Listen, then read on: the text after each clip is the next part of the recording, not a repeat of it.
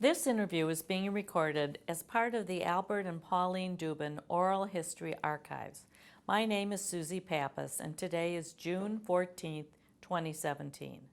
I'm interviewing Joel Gershenson at the Max M. Fisher Federation Building in Bloomfield Hills, Michigan. Do you give permission to the Leonard N. Simons Jewish Community Archives to publish, duplicate, or otherwise use this recording for educational purposes and for use as deemed appropriate by the archives? I do. Very good. Well, Joel, it's my pleasure to be able to meet with you today and have a conversation. I'm looking forward to hearing about your life. So with that, let's begin with when and where were you born? I was born on April 6, 1941, Women's Hospital in the city of Detroit. Okay. And who were your parents? My father was William Bill Gershenson, and my mother was Sylvia Bronstein Gershenson. And what do you know about their early lives? Well, my father came from a little Jewish shtetl in Poland called Gorszków. And my grandfather preceded him here. He came as a matter of necessity. He was, as I heard the story, a pharmacist. And one of his patients apparently was a Polish prince.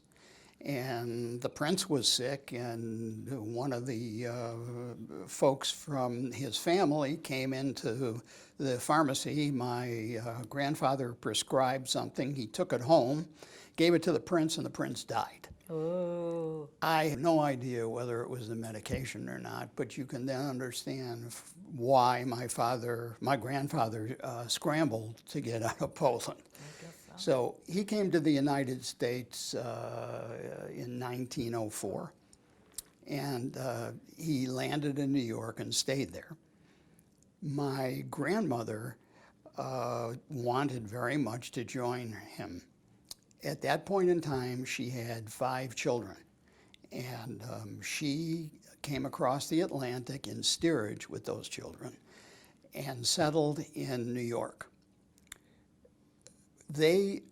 My grandmother was a Greenberg, and the Greenberg boys had come to Detroit. So they called my grandmother and said, "Why don't you come here? You have family, we'll take care of you." So that's what she did. My grandfather and my grandmother moved to Detroit. And what year was that? About, I'm not sure, Susie. I really don't know. Sometime But after. my grandfather, as I said, came in 04. Right. And my grandmother with the kids came in 08. Okay. So I would guess maybe 1911, Yeah. maybe something like that. Where did they settle when they came here? Do you know?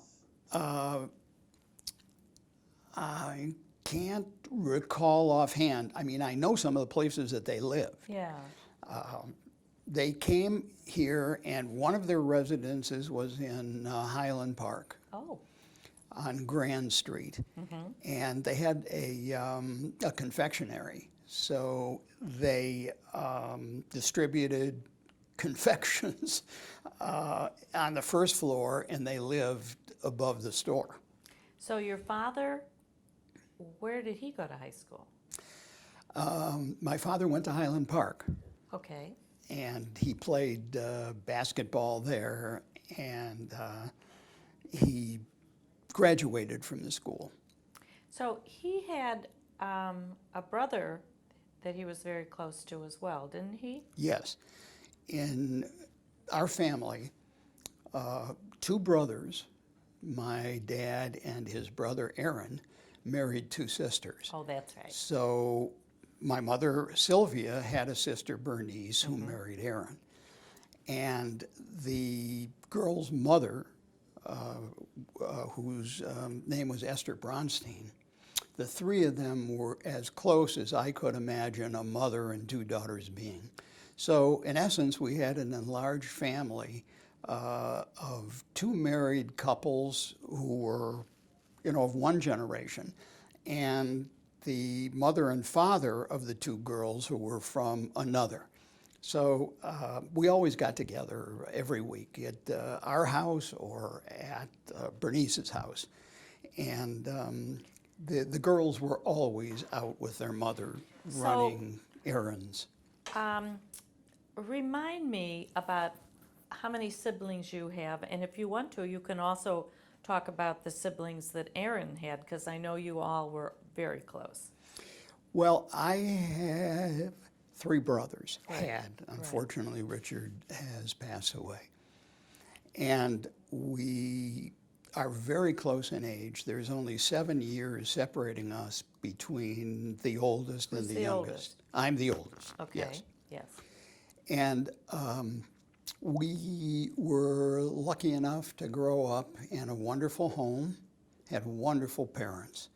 And I used to play with my friends when I was outside, and we had our own play group inside with my three brothers. So we did a lot of things. We played games. We reenacted television movies. We used chairs for horses in the cowboy movies that we recreated. Right. We had a great time doing it. And as boys will do, we used to fight a bit. And when we couldn't find anything to fight about, we used to do wrestling tag team matches. So, I know. Boys sure like to do that. And we used to play rug football or knee football. So we were very active. My poor mother was the ideal woman to have a girl. And we drove her crazy. I'm surprised she wasn't prematurely gray. Or maybe she was. It's hard to say. Know. So, but in any case, Aaron had a boy and a girl. And they were the same in age as at least one of my brothers. So we were very close. And Eric was at our house, or we were at his house playing sports and things like that all the time. Lisa did have a relationship. I had a nice relationship with Lisa, and she did with the boys. But of course, she had her girlfriends. And her mother and her aunt. Yes. Yes. Right. Okay. Did religion play an important role in your family? In my family, no. My association with religion started at Temple Bethel, where my mother and father were members, which is sort of unusual because both my grandfather on my mother's side and my grandmother on my father's side were at a minimum conservative Jews. Right. My grandmother was a charter member at Adat Shalom, and my grandfather was at Sharet Tzedek. Oh, interesting. Okay. I guess my mom and my dad had had enough of that by the time they were ready to have children. Now, my dad was not religious because his father died when my grandfather was 42 years old. He had an infected bowel, and in those days they had no antibiotic, no penicillin to cure it. Well, they went to bury my grandfather, and without any explanation to the mourners, they had them all throw shovels of dirt into the grave. Well, my dad did that, and he walked away from religion. It bothered him so much. And the other thing that really turned him off is he said, look, if there's a God, there's not a better human being than my grandfather, whom God took. And living near us was a man who used to beat his wife on a regular basis. And I don't understand why God chose the way he did between those two people. My mother, She felt that going to Temple Bethel, which is, again, where they were members, on the high holidays was very important. So we would go with them to the high holidays. My father, reluctantly, but he went, and my mother. Did you have a bar mitzvah? There's another part of the story. I know. I was not particularly affected at all by my years at Sunday school at Temple Bethel. I guess, I don't know, I didn't view it as something that was really important. The things that they talked about didn't really interest me. And I spent most of my time at Henry's drugstore, from which I got a degree. And so when I was 11 and a half, many of my friends were being bar mitzvahed, and I knew that a bar mitzvah entailed gifts and a party, and I wanted some of that. So I told my parents that. Well, Temple Bethel didn't have bar mitzvahs until at least 6 months after that. So if I wanted to be bar mitzvahed, it would have to be at another Jewish institution. My grandmother was a charter member of Adat Shalom. So I was scheduled to go there for my bar mitzvah. I knew not a word nor the Hebrew alphabet. So at 11 and a half, my mother and dad engaged an Orthodox rabbi to come and tutor me. I really liked that man. He was a wonderful man. His name was Mr. Baum. Okay. And the one thing I felt so badly about was because he was an Orthodox Jew, he wouldn't drive on Saturday, so he couldn't come to my bar mitzvah. But in any case, he was a very good teacher. And I learned what I had to learn by the time I had to learn it. I also was required to go to synagogue every Shabbat that I could. And it was probably one of the luckiest things that ever happened to me because I was mesmerized by Rabbi Siegel. He was a man who taught me to love and appreciate our religion. His sermons were filled with ethics and morality about our religion.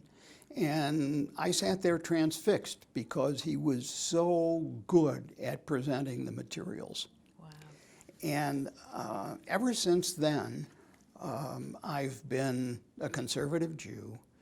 And to be honest with you, I really enjoyed the warmth and camaraderie of a communal service on Shabbat. So I want to... You stayed at Adat Shalom. Yes. Well, yes and no. Okay. Let me back up and tell you about my high school experience. Yeah, we were going to get to that. Okay. So good. Tell me. I went to Mumford High School for my 9th and 10th grade. Obviously, Mumford was probably one of the 5 best high schools in the country. And for some reason or other, my mother thought that I wasn't studying hard enough. But you would have study halls at Mumford, and you could go in and you could get all, if not all, of your homework done. So I came home and I went out and played. Right. My mother had friends who she saw socially, and one of them suggested that I go to Grosse Pointe University School with her son. So I did in the 11th and 12th grade. And it was really a very different experience for me because I had grown up with and always been associated with an almost Jewish environment. And to go there where there were only a handful of Jews and all the rest Grosse Pointers was something that at first I didn't know how to handle. But eventually, I learned that they were no different than anybody else, and we never talked about religion anyway. Right. And while all the time I was there, they treated me as one of them, and I never, ever had a problem as a result of my religion. Okay. Now, after saying all that, Yes. here I was in this Jewish minority school. So my mother insisted that I come back and I go through the confirmation years. What did I do? I wound up back at Temple Bethel. Okay. So for the 11th and 12th grade, I stayed there. Then I went away to school. Where did you go to school? I went to Tufts University in Boston. Okay. It was a small school, and I was drawn there by the idea that a small school like Guppus was perfect for me. All right. And the school, all totaled, had like 3,500 kids, and that included both the undergraduate schools and the graduate school. So I knew everybody on campus, and it was a wonderful experience. Then I went away, as I said, I went away to Tufts, and I came back. And then I was free to go where I wanted. Yes. And Rabbi Siegel was still at Adat Shalom, and that's where I went. And that's where I've stayed. Right. So when you were in high school, did you ever do any BBYO or any of those youth groups, or did you do anything in the? You did go through confirmation, though. Susie, I basically did nothing, and I suspect that was because my friends weren't involved in any of those I understand. organizations. So when you were at Tufts, what was your major? I majored in political science because I was just interested in the underpinning theories among the nations of the world, democracies, totalitarianism, and everything in between. And that was the way to learn them. I took a lot of theory courses, and I took political history courses, which showed me how those governments functioned and how they dealt with the issues that they were confronted with. So you enjoyed that? I enjoyed it very much. Yeah. Yes. So when you graduated college, what was the next? I mean, did you go right into a career? Did you go on for more education? I had worked summer jobs in construction, and this was like from 16 on, because I went to camp up until I was 16 Where'd you go years to camp? old. I went to Camp Hiawatha, which was run by my aunt, my dad's sister. Okay. And I went when I was 7 years old. Didn't we all? I never understood why my mother wanted to get rid of me so young, I know. but that was where I went.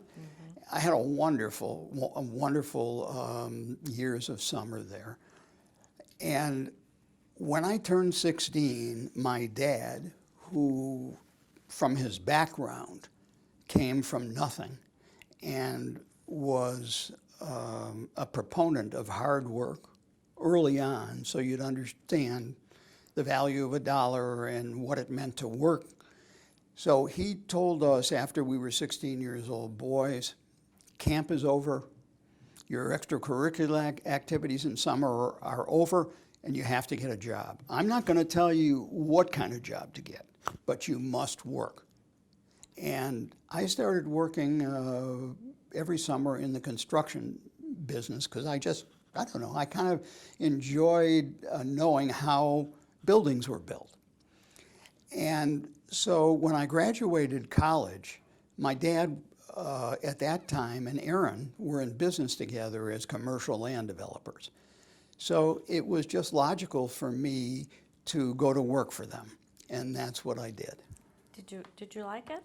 I loved it. Oh, good. My dad always made it so fascinating when he talked about it that all four of his sons wound up in the business. All four of the boys all went into the business. Right. We were together for 35 years. Wow. And we never, ever had an argument. We always said that, look, if everyone didn't agree on the deal, we'd just pass. It wasn't worth destroying or even damaging the bond that we all had together. That's beautiful. So when you were a young adult, you were involved with junior division? Right. as well as being a member of the Young Leadership Cabinet. Do you want to tell me about how you got involved in these? Sure. The Young Leadership Cabinet, the Junior Division. Junior Division I just walked into. I knew most of the people in the Junior Division because I grew up with them. And after that, I was listening to Rabbi Siegel. Yes. And he gave a sermon on the eve of the outbreak of the Six-Day War. And basically what he said was, you can do more than just give money. And one of the examples he used was, you can go over and help out in Israel. So Linda and I picked up, and in January of 1977. Was that like the first, yeah. Was that like the first big mission that there was a big group of you that all went together? No. No. Okay. In 1973, with the Yom Kippur War. Oh, okay. That's when Rabbi Siegel talked to us. And Linda and I think I maybe pushed her a little bit, decided that we would go over to Israel to help. And we went out and we worked on a kibbutz, which was only 2 kibbutzim from the Jordan border. Wow. And we spent 2 months there. My work I really, really enjoyed. I worked with the chickens, and I worked in the brachot dagim, which are the fish ponds. And they would harvest fish and package them up and send them to restaurants. Mm-hmm. Poor Linda was in the GON, in the children's kindergarten, and she was making chocolate sandwiches, which, give a kid one, eat one, give a kid one, eat one. So when we came back from that experience, I had lost probably 40 pounds, and poor Linda had gained, 15, 20 pounds. But from there, we took a UJA mission. Now, we had just come off a kibbutz where we lived in volunteer housing. And if you hit the wall, the plaster wall, the plaster and sand behind the wall would fall out. When we got to the King David Hotel, we heard all these couples complaining, my room's too near the elevator, my room's too small, I don't like the view. Linda and I thought we died and gone to heaven. So everything's relative. Right. And that was my first experience in Israel. When I came home, the fellows that I knew, like Stanley Frankel and Larry Jackie, were already on the Young Leadership Cabinet. Yes. And based upon, my experience, they asked me to join the Young Leadership Cabinet, which I did. And I've got to tell you that it was the most important organization I've ever joined in my life. Oh, tell me more about that. Well, it was comprised of a bunch of community leaders. Mm-hmm. So we were all kind of in the same boat, but I learned such a great deal from them because I hadn't really been in leadership roles in our community. I wasn't even in the hierarchy of the junior division.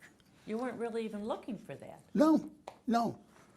But between the programs we talked about, what we were supposed to do in the communities in terms of organizing programs, putting them on, getting people to go to Israel, soliciting gifts for the UJA, and going to various locations on the map ourselves, like Romania, Israel, Poland. Right.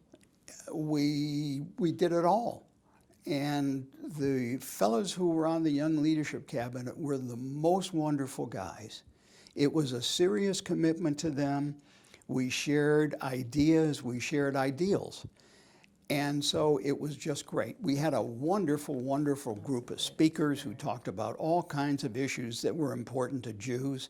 It was a wonderful experience for me. So let's go now into your experiences with the Soviet Jewry Committee. You were the founding chairman of that committee? Susie, to be honest with you, I don't know what I was. Okay, tell me about it. But I must tell you that the people who really deserve the credit for starting any organization that had to do with the Soviet Jewry, two of them were Ray Scharfman and Jerry Rogers. Okay. We were sort of they were our protégés, and we sort of tailed after them. But again, returning back to the Young Leadership Cabinet, we heard a speaker talk about the situation, the desperation of Soviet Jews. And so I think probably I raised my hand and said, look, we got to do something about this. And one of my friends on the cabinet said, you know, Joel, those who propose do. So why don't you figure out what it is we should do and then do it? So after thinking about it, I said to myself, I think we ought to go to Russia. And the issue was to find some other couples who were willing to go. Well, Larry and Shelley Jackier were willing to go. So there was two couples from Detroit.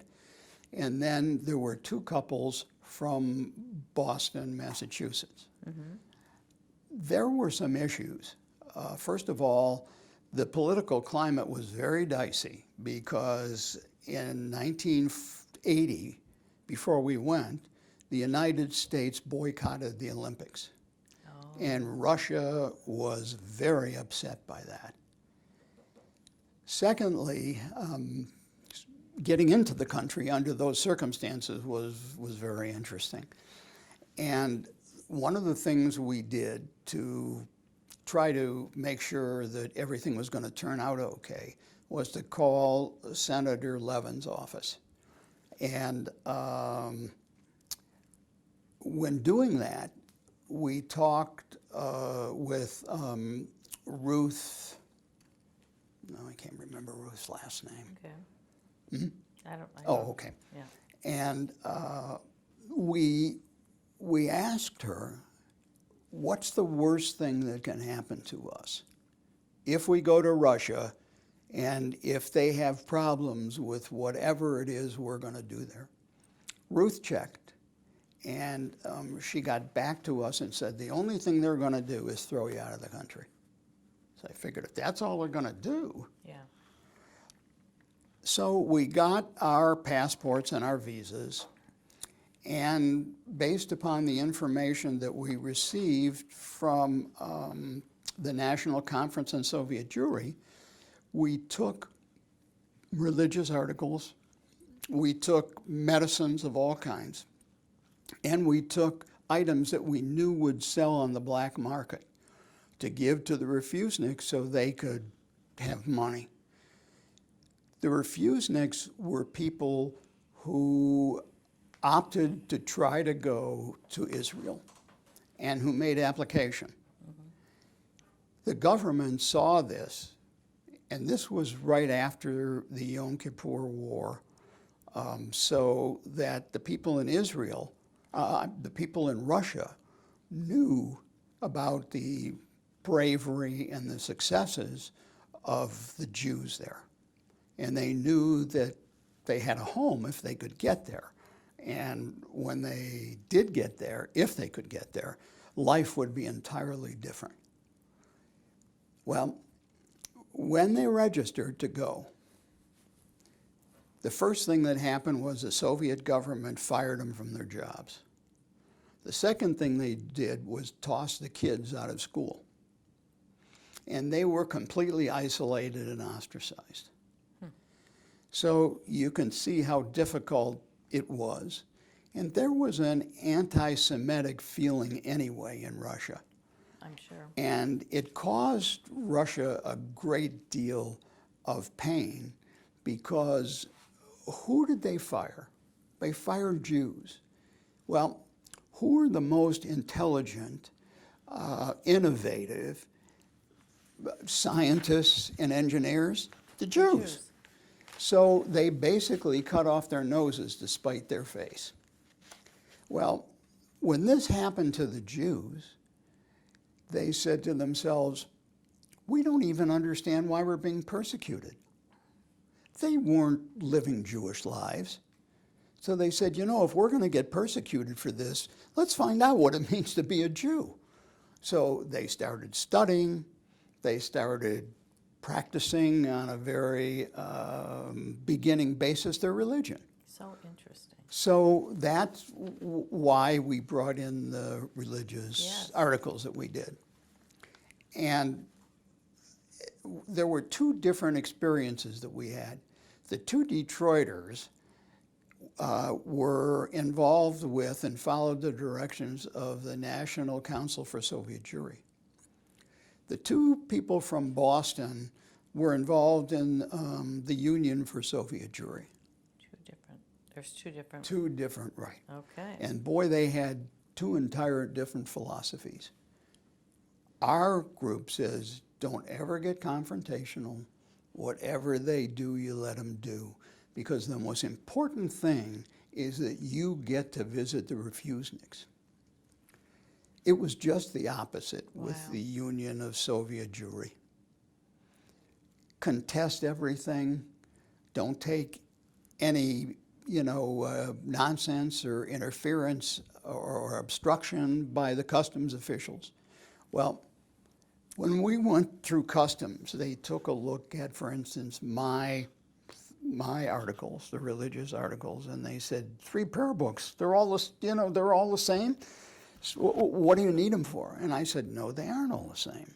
Jews pray 3 times a day, and each time they pray, they use a different prayer book, which, of course, was nonsense. But that was really a good thing to say. Right. You had thought that one out ahead. Right. I liked it. So we brought prayer books, Talesim, Kippot,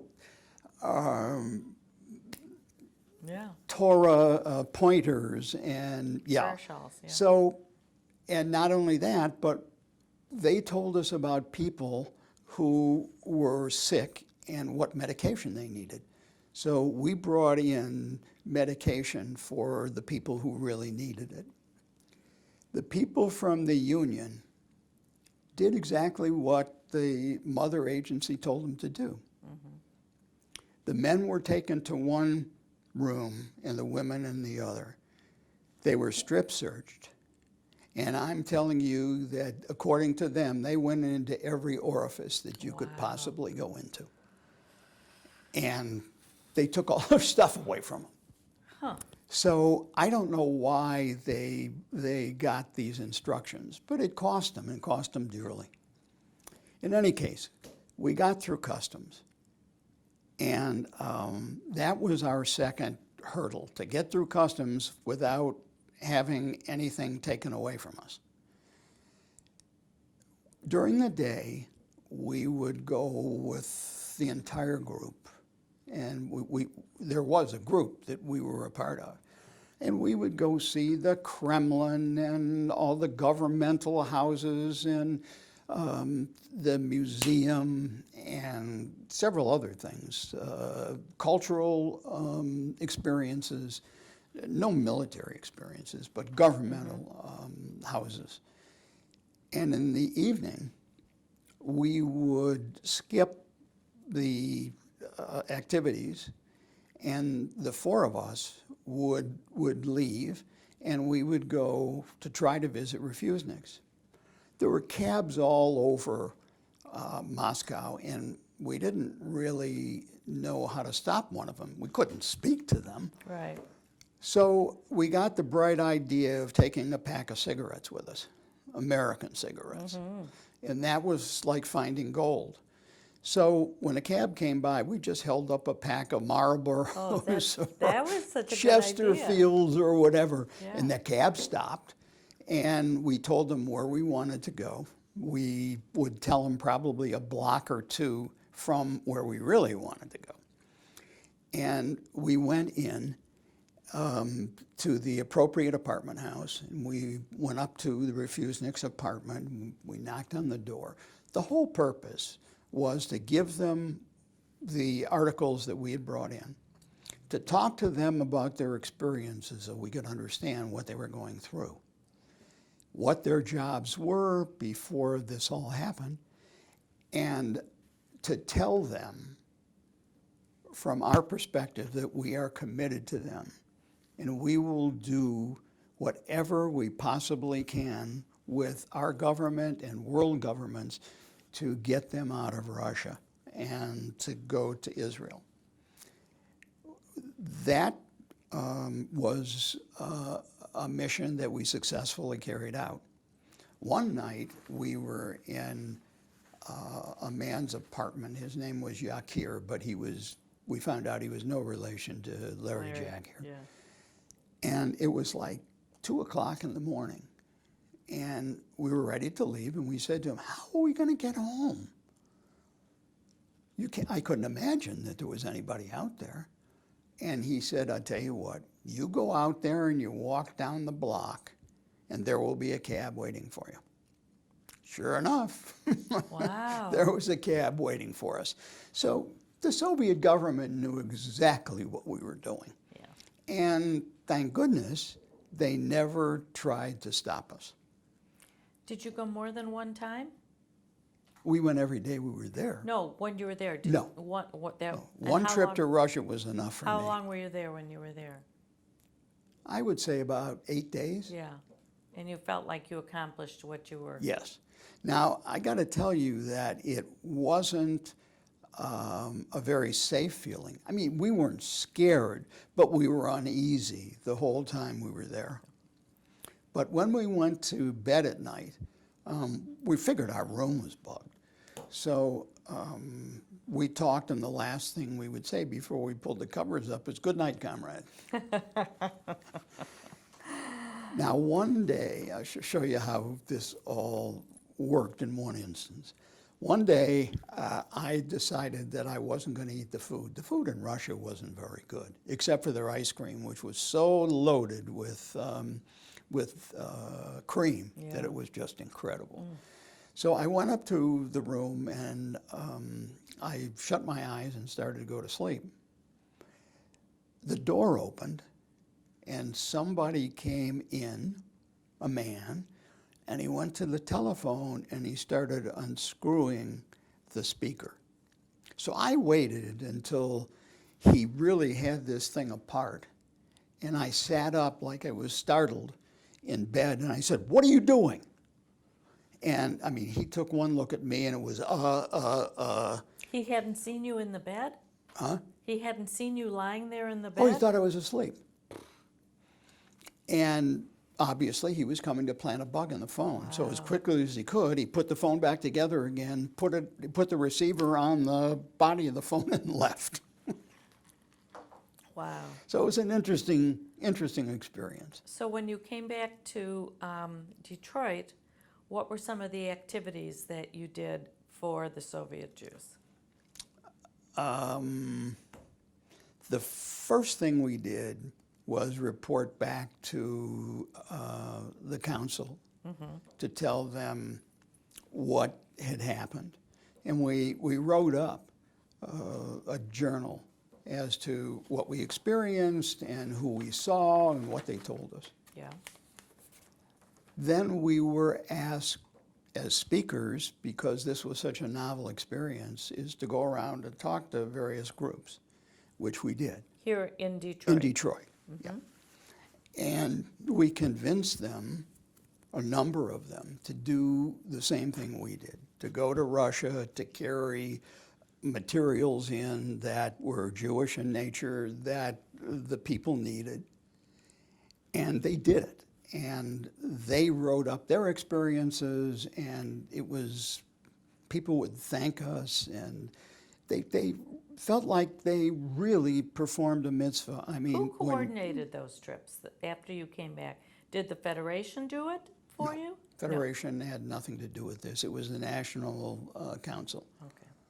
Because I remember there were people going back and forth bringing things. Right. And they just felt so good about what they did because it was really a hands-on experience to help Jews who were in serious trouble. Absolutely. So, were you involved with the March for Soviet Jewry in Washington December of 1987? Right. That was one of the wonderful experiences that we had. There were any number of representatives from Detroit, and we were on that plane, and we went to Washington, and the mall was swarming with people. I mean, just packed. And there were a number of speakers, including Refuseniks, who talked to us and who basically thanked, their brothers and sisters for helping them out. And it was, as I said, it was such an emotional experience because everybody knew that Jews were hopefully on the verge of getting out. But there were some of us who, I guess some people would say, risk their lives. I didn't feel like I was risking my life, but some people probably did to help their brothers and sisters who were really in trouble. And that doesn't happen very often in the 20th century or the late 20th century. At that point, then Jews were allowed to come out. Yes. How did that come about? Well, if you'll remember, Senator Henry Jackson Yes, I do. was very, very instrumental and very vociferous about letting the Russian Jews out of the Soviet Union. And he convinced the Congress that that's what they should do, and they passed a motion to, as such. Apparently, there were some political jockeying, probably some things that the Russians wanted from us. And the quid pro quo for that was to let Soviet Jews out. So they came out by the thousands. Yes. We got quite a few of them here in Detroit. Right. And so many of them went to Israel. And who were they? The scientists, the inventors, the people who were so instrumental in building the economy of Israel. And if the Russians had not been so anti-Semitic, which was an impossibility because they got this anti-Semitism in their mother's milk. I mean, this was the DNA factor. They would have been so much better off. Yet they couldn't let it go. Right. Well, that is really amazing. Were there other successes that you felt came from this experience? Well, obviously, Susie, the fact that ultimately any Jew who wanted to leave was allowed to leave was all the success that anybody could ever want. That's true. I had a wonderful opportunity to meet Don Sharansky when he came to Detroit and talked. And I developed a relationship with the Refusenik, who nobody would ever know. And his wife was suffering from cancer and she was taking chemo. Well, I talked to Dr. V here, who was a cancer doctor, and got his advice on what medicines and so on that she should take. And I communicated that to my friend in Russia. Wow. So hopefully, and then we lost touch. So hopefully his wife recovered. So, what would you say, who are the most influential people in your life? I have two right off the top of my head. One is my father. My dad was an immigrant who turned into a successful businessman by hard work and an imaginative mind. And he gave back, which was so important. My dad always gave back. He was a DSR commissioner, Detroit Street and Railways, with respect to buses and transportation. He was involved one year as the head of an organization called the Hope Ship. The Hope Ship took doctors who had a specialty to a particular country in the world that needed them, where people were really suffering. And the doctors had two aims. One was to cure as many people or to treat as many people as they could while they were there. And the second purpose was to train the local doctors, so when they left, there would be somebody to carry on. He did that he was chairman, I think, for a couple of years with Henry Ford.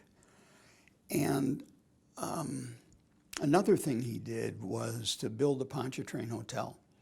Now, my dad always told me, he said, Joel, this is my gift to the city of Detroit for the life they'd allowed me to lead and to become an American citizen and what that meant to me. So interesting. And then after my uncle and father died of cancer, my mother and my aunt donated a deep tissue machine that helped to alleviate or destroy tumors, cancer tumors, to the Carmanos Cancer Fund Society. So you said there were two people. So your father was Oh, one. I'm sorry, yes. No, that's okay. The other one was Rabbi Siegel. Oh, rabbis. He taught me to love and appreciate religion, as I told you. He taught me about the ethics and the morality of being a Jew through his sermons. And I got to know him, and he was a kind, gentle, inspirational leader. And he was responsible for Hillel Day School. Oh, wow. Yeah, that was his idea, it's a and good he one. was in the fundraising campaign. In fact, I think between Rabbi Siegel and Rabbi Adler of Shaare Zedek, I would venture to guess that we had the two most prominent rabbis in the conservative movement living here in Detroit. I think you're probably right. So, is there anything else you want to add? I you've had a very interesting life, and I don't know if I've skipped over anything that you want to talk about. I just want to, another thing about my dad, because Okay. I just talked about his giving. Yeah. He was so streetwise, and he imparted such wisdom to his sons. He told us that I don't care what you have materialistically. You're no better than anybody else, because materialism isn't what counts at all in the value of a human being. Secondly, every person has value. Third, you must work from the bottom up when you take on a job. So, and there were many other things. Don't ever ask anybody to do something that you aren't willing to do. No, good And words. you live by all of this teaching, at least I did. I think my brothers have. And I can't tell you what a difference it's made in my life. Well, thank you so much